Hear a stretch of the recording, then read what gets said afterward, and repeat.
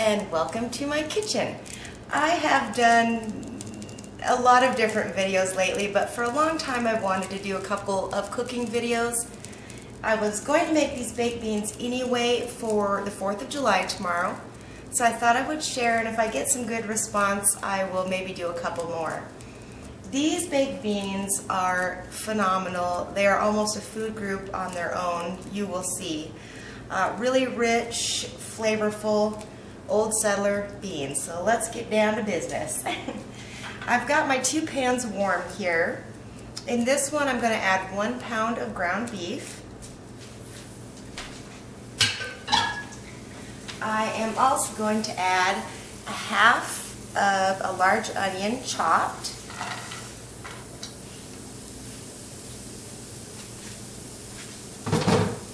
And 1 can of diced green chilies mild. It's just a small can. Here I have 1 entire package of bacon that I just chopped up.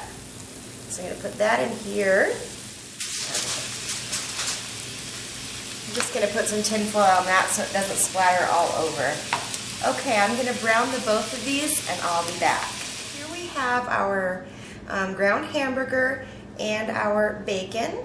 I actually got busy cooking and I forgot to turn back on the video camera, so I'm glad I remembered. To this mixture, I'm going to add a ½ cup of brown sugar.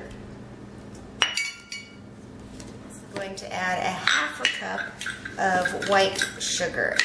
And this might seem like a lot, but I can tell you it does end up being the perfect mixture. Give this a quick little stir. A 1/4 cup of barbecue sauce. Any barbecue sauce that you have in your home will work just fine. 1/4 cup of ketchup. This ingredient is liquid smoke. I can always find liquid smoke at Walmart.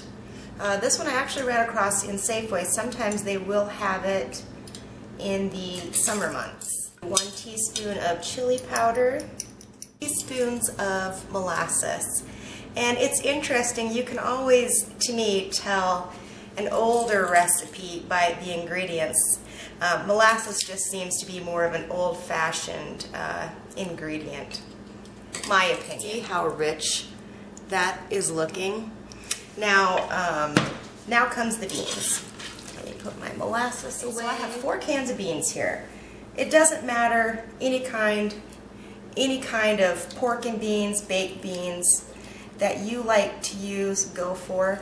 I like to do a mixture sometimes of different kinds just so you have different looking beans in the mix.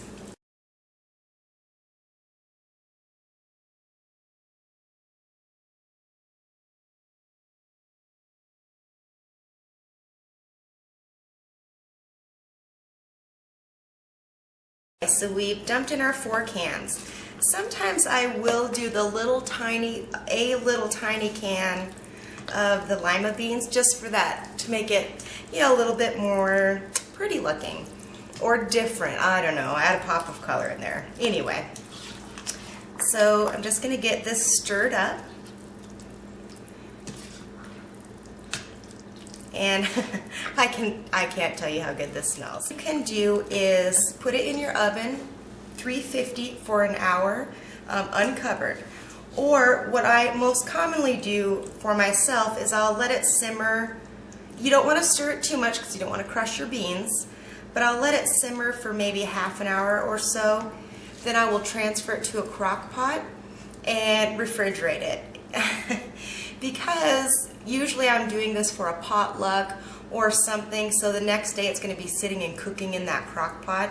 So I will just omit the oven setting, and that's also nice in the summer when it's so hot. You really don't want your oven on. So here it is, and let me see if I can't get you one more close-up. Those are old settler beans. These are absolutely to die for. I can promise you if you make them, you'll love them, and if you do make them, please let me know. Alright, thanks for watching Lacquer and Lace.